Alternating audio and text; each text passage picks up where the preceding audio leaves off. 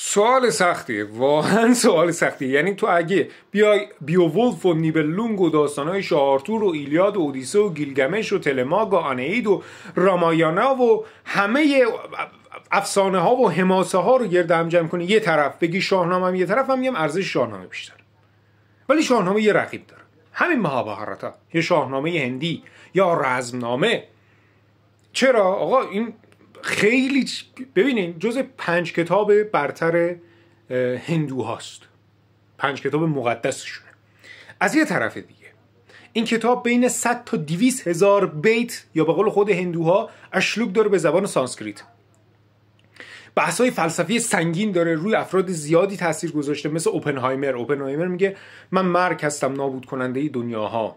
این جمله از همین کتاب مهابهارتا است.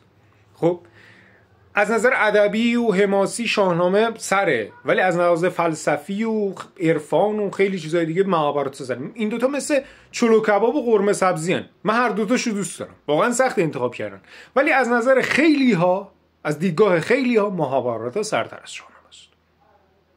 واقعا هم ببخشید اینو میگم، واقعا هم همینجوریه. اگر این دو تا کتاب اونایی که خوندن میدونن من چی میگم.